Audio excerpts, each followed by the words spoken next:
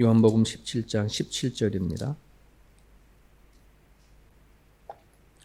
요한복음 17장 17절에서 우리 마지막 절까지 같이 읽겠습니다. 시작. 그들을 진리로 거룩하게 하옵소서. 아버지의 말씀은 진리니이다. 아버지께서 나를 세상에 보내신 것 같이 나도 그들을 세상에 보내었고 또 그들을 위하여 내가 나를 거룩하게 하오니 이는 그들도 진리로 거룩함을 얻게 하려 함이니이다. 내가 비옵는 것은 이 사람들만 유함이 아니요 또 그들의 말로 말미암아 나를 믿는 사람들도 유함이니 아버지여 아버지께서 내 안에 내가 아버지 안에 있는 것 같이 그들도 다 하나가 되어 우리 안에 있게 하사 세상으로 아버지께서 나를 보내신 것을 믿게 하옵소서. 내게 주신 영광을 내가 그들에게 주었사오니 이는 우리가 하나 된 것 같이 그들도 하나가 되게 하려 함이니이다. 곧 내가 그들 안에 있고 아버지께서 내 안에 계시어 그들로 온전함을 이루어 하나가 되게 하려 함은 아버지께서 나를 보내신 것과 또 나를 사랑하신 것 같이 그들도 사랑하신 것을 세상으로 알게 하려 함이로소이다. 아버지여 내게 주신 자도 나 있는 곳에 나와 함께 있어 아버지께서 창세 전부터 나를 사랑하심으로 내게 주신 나의 영광을 그들로 보게 하시기를 원하옵나이다. 의로우신 아버지여 세상이 아버지를 알지 못하여도 나는 아버지를 알았사옵고 그들도 아버지께서 나를 보내신 줄 알았사옵나이다. 내가 아버지의 이름을 그들에게 알게 하였고 또 알게 하리니 이는 나를 사랑하신 사랑이 그들 안에 있고 나도 그들 안에 있게 하려 함이니이다. 우리가 매일 성경을 가지고 본문으로 이렇게 사용하는데요. 이제 내일이 종료 주일이고 고난 주간인데 지금 오늘 이 요한복음 17장은 예수님께서 이제 몇 시간이면 십자가를 약 한 9시간 정도 됩니다. 약 한 9시간 후면 십자가에 돌아가실 그 직전에 잡히시기 직전에 예수님께서 기도하셨던 중보 기도에 해당하는 그런 내용입니다. 예수님의 기도 중에 가장 긴 기도 제목, 기도가 요한복음 17장에 기록되어져 있는 그런 말씀입니다. 오늘 같이 읽은 부분들은 예수님의 기도의 끝자락에 해당이 되어지는 그 말씀인데요. 하나님이 예수님을 사명자로 보내주신 것처럼 나도 나의 사람들을 사명자로 보냅니다. 이런 마음으로 기도하는 겁니다. 하나님께서 예수 그리스도를 이 땅에 사명자로 보냈고 그리고 예수님은 당신을 쫓아다니는 제자들 또 앞으로 자신을 믿고자 하는 사람들을 사명자로 세상에 보냅니다. 그러면서 이렇게 기도하죠. 내가 아버지께서 주신 사명을 제대로 감당할 수 있었던 것은 하나님의 말씀, 하나님의 진리로 거룩한 자가 되었기 때문입니다. 그러니 그들도 그러니까 예수님을 따르는 제자들이겠죠. 그들도 사명을 잘 감당할 수 있도록 말씀으로 거룩한 자가 되게 하여 주십시오. 이렇게 기도를 하고 계십니다. 우리는 여기서 두 가지를 좀 살펴보려고 합니다.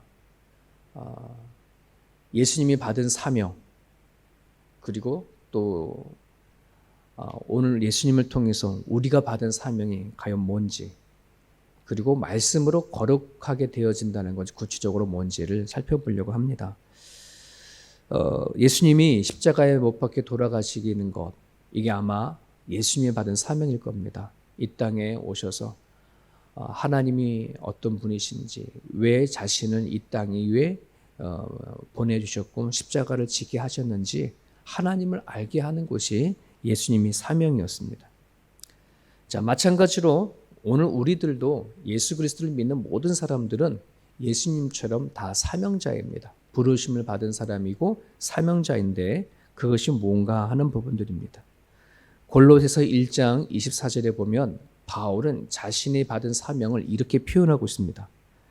나는 이제 너희를 위하여 받는 괴로움을 기뻐하고 그리스도의 남은 고난을 그의 몸된 교회를 위하여 내 육체에 채우나봐. 그리스도의 남은 고난, 그의 몸된 교회를 위해서 내 육체에 채운다. 내가 이를 위해서 애쓰고 수고하고 달려간다.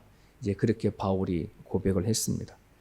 여기서 그리스도의 남은 고난이라고 표현을 좀 하고 있는데 예수님께서 십자가 못 박혀 돌아가신 고난이 뭐 부족하거나 또 뭔가 그 예수님의 죽음이 미완성되어져서 하는 그런 표현이 아니라 앞으로 예수님의 몸된 교회를 세워가는 데 있어서 이제 예수님께서 십자가 못 박혀 돌아가시고 예수를 믿는 수많은 무리들이 교회에서 모여서 예수님의 뜻에 따라 살아가는 그런 교회가 세워지면 그 교회를 세워가는 데 필요한 고난이 있다는 것입니다. 교회를 세워져 가는 데에 필요한 아픔들이 있다는 것입니다.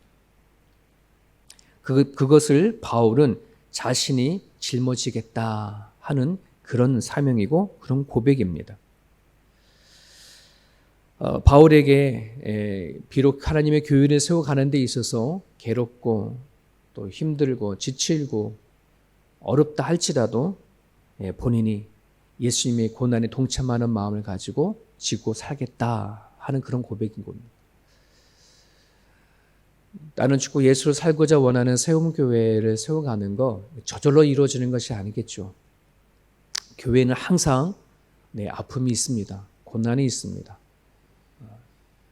가정도 마찬가지. 한 가정을 좋고 건강한 교회를 세워간다는 건 그만큼 힘들고 어렵습니다. 교회는 더군다나 더 하겠죠. 그럴 때에 이 예수님이 우리에게 허락해 주신 남은 고난이 바로 교회 안에 있고 그 고난을 누가 예수님을 생각하고 질 거냐, 누가 그 짐을 지고 살아갈 거냐 하는 것에 의해서 교회는 세워지기도 하고 그렇지 않기도 합니다. 그런 부분들을 위해서 여러분이 같이 교회를 세워가는 그런 우리들의 모습들입니다. 모든 사람들이 다 함께 힘들고 때로는 괴롭고 지치고 또 이유를 알 수 없는 어려움도 당하기도 합니다. 하지만 그것이 나에가 가진 나한테 주신 사명이구나. 이것을 깨닫는 자가 사명자입니다. 이 사명을 알지 못하게 되어지면 그냥 나는 교회 뜰만 밟고 다니는 그런 사람들일 수도 있습니다.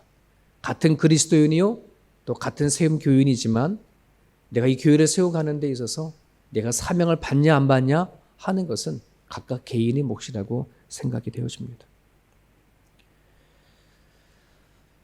또 하나야 사명을 감당하기 위해서 말씀으로 거룩한 자가 된다는 것이 뭘까 하는 부분들입니다. 여러분 교회를 세워가는 데 있어서 여러 사람들이 와서 일을 하고 섬기고 하지 않습니까? 그런데 이제 말씀으로 거룩한 자가 되지 아니하면 즉 구별된 자가 되지 아니하면 세상의 방식을 가지고 교회에서 뭔가 하려고 한다면 그 일은 되지 않는다는 것입니다. 예수님께서 하나님의 주신 말씀과 그 진리로 거룩한 자가 되어져서 하나님이 주신 사명을 잘 감당했습니다라고 기도할 때 하는 것처럼 오늘 우리가 하나님의 교회를 세워가는 데 있어서 세상의 방식과 가치관으로는 절대 교회가 세워지지 않는다는 사실, 말씀으로 거룩한 자가 되지 아니하면, 말씀으로 무장되지 아니하면 여러분 교회는 교회답지가 않고 세우지가 않고 다른 이상한 종교단체나 다른 이상한 교회가 되어줄 수가 있다는 말입니다. 예전에 한국의 두레교회 섬길 때에 얼마나 각각의 분야별로 전문가들이 많이 많는지 교회 행정이나 또 여러의 각각 부서에 아이를 교육하는 모든 부분들 안에 교육부서는 교육이 담당했던 전문가들이 와서 일을 하고 교회 행정은 그 행정을 담당했던 전문가들이 각각 맡아서 일을 했는데 하나도 안 돼요. 하나도 안 돼. 다들 자기가 전문가라고 해가지고 누구의 말을 듣지가 않아요. 내가 전문가라는 것이죠. 그래서 김진우 목사님이 제발 각각 부서의 전문가들을 거기에 세우지 말아라. 다 주차위원으로 보내고 그리고 전문가가 아닌 사람들을 각각의 부서장으로 다 세워라. 교육하지 않은 사람들을 교육부장으로 세우고 음악을 하지 않은 사람을 음악의 부장으로 세워라. 그랬더니 되는 거예요. 왜요? 다 겸손하니까. 다 겸손하니까. 그 부장자 자리에서 다 세워주니까. 세상의 모든 가치관을 가지고 하게 되어져 버리면 교회는 되는 것이 아니에요. 가정을 세워갈 때에 우리들의 가정은 어떤 세상에 받은 교육 갖고 되는 것도 아니거든요. 그 목회하다 보니 아동 전문 교육을 했던 분이 계시는데 가정이 엉망이에요. 아동을 가르치고 전문가로 가르쳤으면 자녀를 잘 키워야 될 거 아니에요. 근데 제일 말 안 들어. 그런 가족 키우라는 게 아니에요. 가정은 사랑으로 키워가듯이, 사랑으로 돌아가듯이 교회도 그래야 합니다. 세상은 사람을 있는 그대로 보지 못합니다. 사람은 실력으로 대하고 능력으로 평가합니다.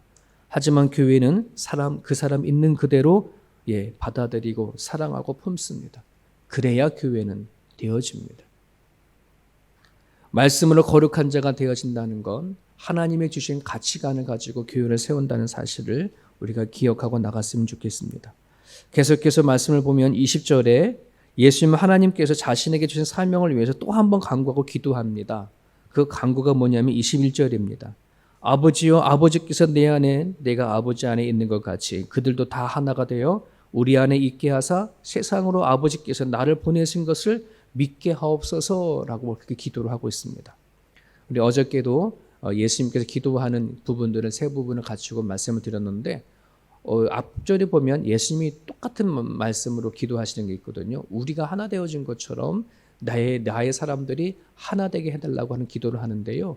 그 하나됨은 어떤 하나됨이냐면 성도와 성도의 하나됨을 얘기하고 기도를 했어요.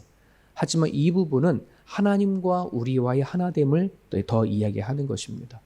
즉 하나님과 우리가 사람과 하나님의 사이에 온전함을 이루지 아니하게 되어지면은 우리가 하나님의 사람 믿음 생활하는데 어렵다는 것입니다. 예수님은 기도합니다. 하나님과 우리들 관계가 온전함을 이루어서 하나님의 나라를 세워갈 수 있는 그런 존재가 되기 위하여서 기도해 주시고 있는 그런 메시지입니다. 여러분, 우리는 처음에 신앙생활 할 때에 하나님께서 우리에게 작은 믿음의 하나의 씨앗을 던져주지요. 심지요. 그러면 그 믿음의 씨앗이 심으면 뭐가 되는 것입니까? 성장하고 자라고 열매를 맺어야 되어지는데 그 열매를 맺지 아니하게 되어지면 아직은 온전한 믿음이 아니라는 것입니다. 우리가 신앙생활을 할 때에 많은 사람들에게 악한 영향을 주거나 또 우리가 기독교인답지 못하는 이유가 뭐냐 그러면 하나님을 안 믿어서가 아니라 우리가 가지고 있는 그 믿음이 너무 작기 때문에 그렇습니다. 믿음은 성장하고 자라내야 합니다. 성숙되어야 합니다. 깊어져야 합니다. 어린아이 믿음을 가지고 우리가 젖먹이 신앙을 가지고 신앙생활에 나가면 교회는 도리어 욕을 먹는 그러한 교회가 되어질 수 있습니다. 얼마든지 그렇습니다. 그런 부분들 안에서 예수님은 기도합니다. 온전함을 이루게 달라라고 기도를 합니다. 젖먹이 신앙에서 벗어나 장성한 자가 되어질 수 있도록 그러한 믿음을 소유할 수 있도록 기도하고 계십니다. 우리가 생각하고 보고 듣고 행동하는 것들이 하나님 안에서 성숙되어진 삶이 되어지기를 원합니다. 그래야 하나님의 아름다운 덕을 선전하는 사람이 되어지거든요. 여기서 베드로전서 2장 9절에 우리를 선택했다지 않습니까? 그런데 그 선택해서 하나님의 덕을 세운다. 하나님의 덕을 알린다. 하나님의 메시지와 함께 우리가 전하는 것은 덕. 여러분, 덕이라는 것이 솔직히 말하면 영어나 또 히브리어나 정확하게 무엇으로 표현되기 좀 어려운 그런 단어입니다. 덕이라고 한다는 것은 정말 내가 말로만 아니라 삶으로 아름다움을 전하는 것을 우리가 덕이라고 하지 않습니까? 그거는 성숙되어진 장성한 사람으로서는 할 수 없는 일이라는 사실을 우리가 기억하셨으면 좋겠습니다. 그리고 마지막으로 예수님은 25절에서부터 26절에 보면 결단의 기도를 합니다. 어떤 결단이냐면 이런 결단입니다. 내가 아버지의 존재를 알리겠습니다. 아버지께서 어떤 분이시고 무슨 일을 하시는지를 그들에게 알리겠고 또 계속해서 알리겠습니다. 이런 결단의 기도를 마무리합니다.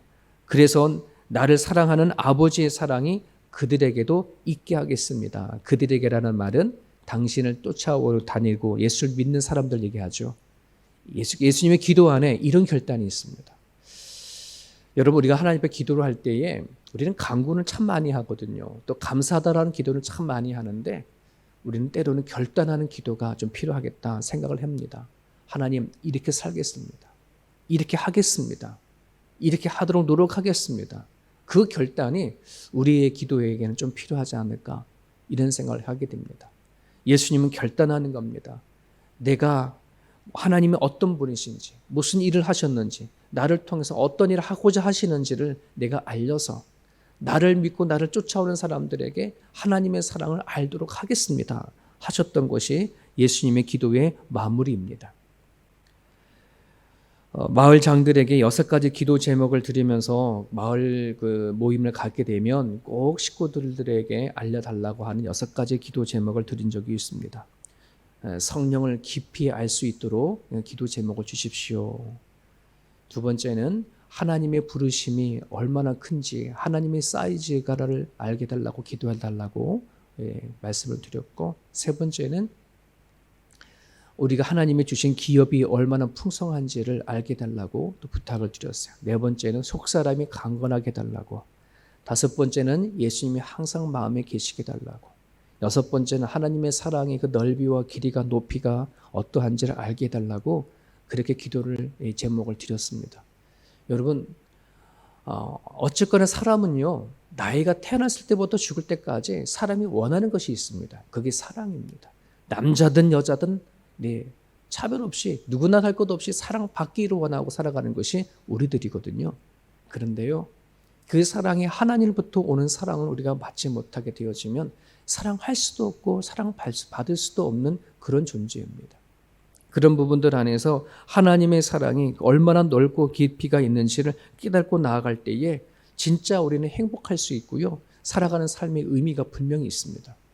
그런 부분들 안에서 예수님께서 하셨던 결단, 내가 하나님께서 나에게 어떻게 한 사실을 내가 알아서 사람들로 하여금 하나님의 사랑을 알게 하겠습니다 라고 예수님 결단하고 기도하는 것처럼, 예수님은 오늘 우리가 예수의 이름을 기도하는 사람들마다 주고자 원하는 것이 하나님의 사랑이거든요.